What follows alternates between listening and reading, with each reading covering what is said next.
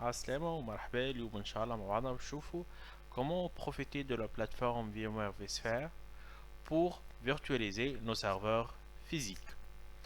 Le plan ça va être comme suit. On va commencer par la mise en place d'un centre de données pour une entreprise. Réellement ça va être un serveur et un client. On va les voir ensemble. Par la suite on va installer l'hyperviseur de la solution VMware vSphere qui est ESXi. On va essayer de voir ensemble comment convertir une machine physique en une machine virtuelle. Et pour gérer la solution, on utilise vCenter en tant que solution de gestion centralisée. On commence par la mise en place d'un centre de données pour une entreprise. Le centre de données il est composé par un serveur et un client. Donc, le serveur, c'est Windows Server 2019. Après avoir l'installé sur un serveur physique, système d'exploitation, juste on va commencer par quelques paramètres qu'on doit aller faire dès qu'on installe la machine. Juste on commence par renommer le serveur, on va le donner un nom indicatif, significatif. Donc c'est notre serveur, le premier serveur, et Windows 2019, et il va jouer le rôle d'un contrôleur de domaine. Par la suite, on va juste activer l'accès à distance en utilisant l'application Remote Desktop pour qu'on puisse le gérer à distance. Et on n'oublie pas de fixer l'adresse IP. Il s'agit d'un serveur, donc automatiquement l'adresse IP, ça doit être une adresse IP fixe. Dans cet atelier, on va travailler sur l'adresse réseau, donc 10. Et on va donner l'identifiant 3.1.1 à notre premier serveur contrôleur de domaine. On spécifie l'adresse du routeur et on définit ici au niveau du serveur DNS, c'est obligatoire puisqu'on va installer le service ADDS à ce serveur là. On doit donc définir l'adresse DNS, c'est la même adresse du serveur.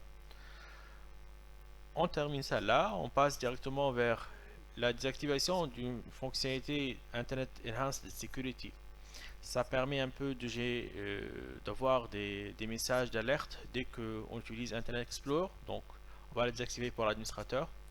Tout est bien maintenant, on va juste redémarrer ce serveur là pour qu'on puisse appliquer le changement de nom du serveur. Très bien, le serveur est en cours de démarrage.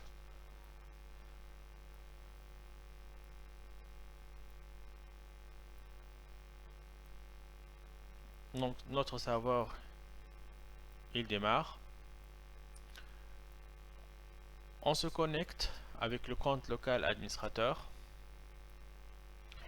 Et maintenant, on va réfléchir à installer le service Active Directory Domain Services. Pour le faire, on utilise ces étapes Add Rows and Future. On choisit le service Active Directory Domain Services. On applique les fonctionnalités qui vont être sélectionnées automatiquement et on installe le service. Un ensemble d'étapes à suivre. Donc, il va installer, mais on doit paramétrer dès qu'il finalise l'installation. Donc, l'installation elle est en cours. Lorsqu'elle se termine, on va aller vers le drapeau, vous voyez déjà en haut, et on va promouvoir ce serveur en tant que serveur contrôleur de domaine. On va travailler sur un domaine uas.private. On ferme.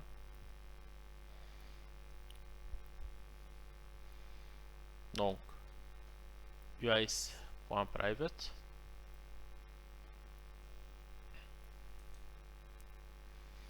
Next.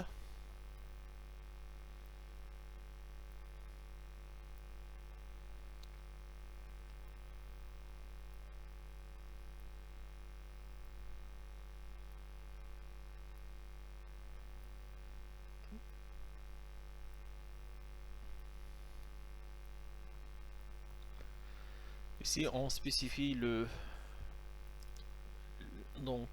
le niveau fonctionnel de ce nouveau forêt EAS.private. On va choisir le moins, c'est-à-dire le Windows Server 2008.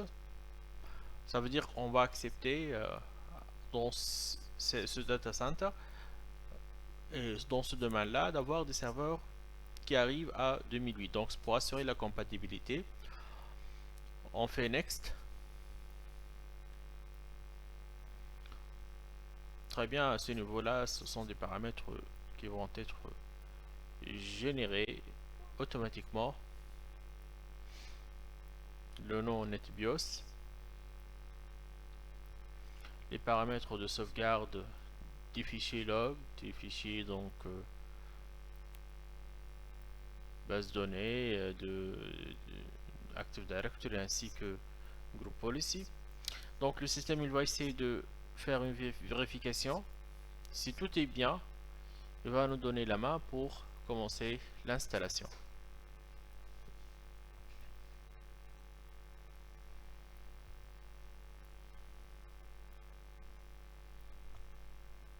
Très bien, donc en cours. La vérification elle est en cours. Tout est bien, on installe. On voit bien que l'installation ça va pas durer beaucoup. Dès qu'il finalise l'installation de ce service là, on peut bénéficier de toutes les fonctionnalités offertes par le service Active Directory.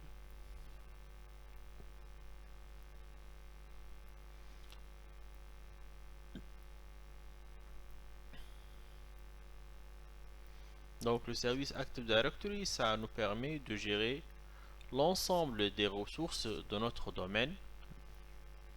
Lorsque je parle des ressources, ça veut dire donc l'ensemble des utilisateurs, des ordinateurs, des imprimantes, des dossiers de partage.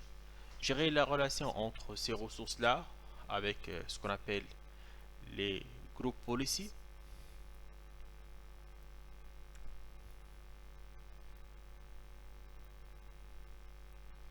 Ou bien en français ça s'appelle les stratégies de groupe.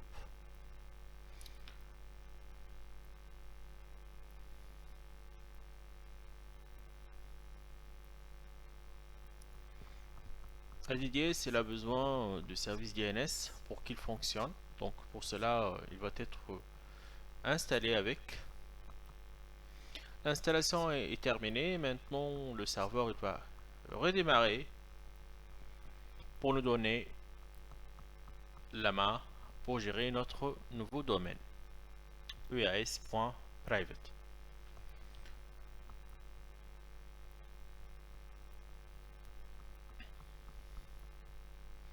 Très bien, tout est bien. Maintenant on va se connecter sur le domaine.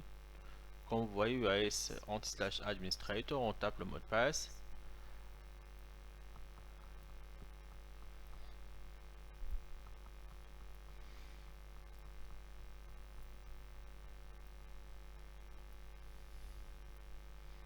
Très bien, le serveur.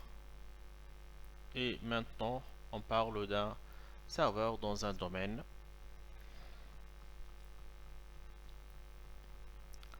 Très bien, ce qu'on va faire maintenant, on va essayer de créer un compte utilisateur pour l'utiliser par la suite au niveau d'une machine client. On va aller vers l'outil Active Directory User and Administrator. On va créer à nouveau une nouvelle unité d'organisation. On va l'appeler Administration. Dans cette nouvelle unité d'organisation, on va ajouter un nouveau utilisateur.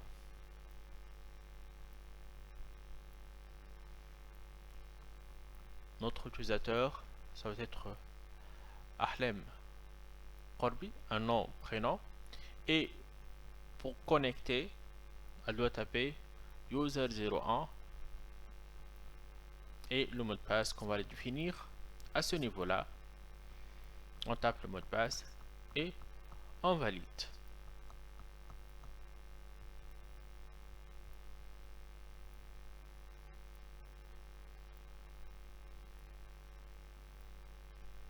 Très bien, le compte utilisateur a été bien créé.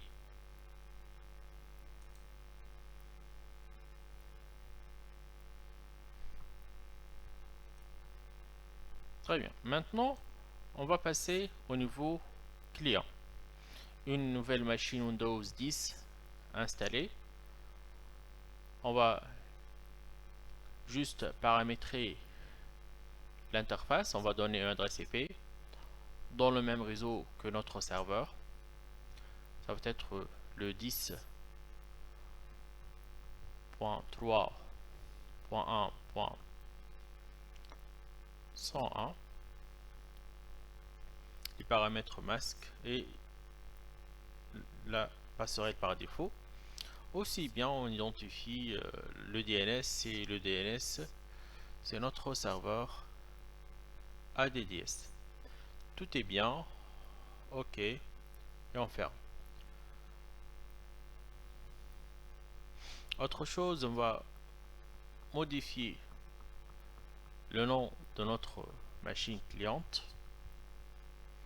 On va aller vers propriétés et en bas modifier les paramètres, modifier et le nom.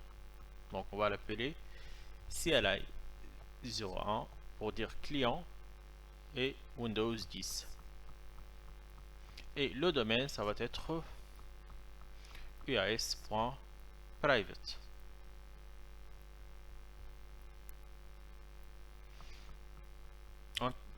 Donc on valide. Pour joindre le domaine uas.private, on doit utiliser un compte qui a les privilèges. À ce moment-là, on peut utiliser l'administrator, qui est l'administrateur de domaine. Très bien. Cette machine-là, maintenant, elle est donc on la joindre à notre domaine.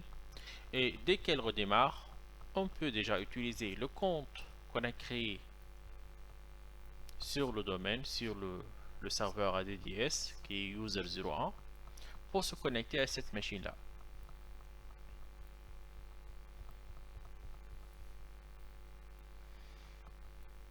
On va changer, on va utiliser uas01 et le mot de passe. Très bien, ça a été bien identifié, l'utilisateur il est connu et cette machine là elle est bien dans le domaine.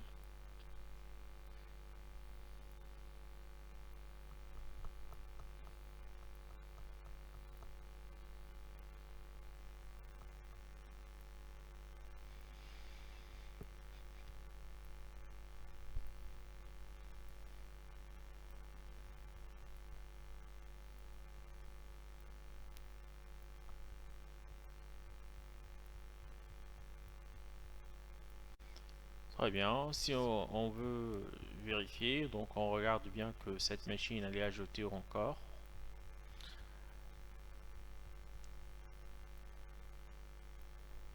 Et comme ça, on peut dire qu'on a terminé la première partie qui est la création d'un centre de données pour entreprise.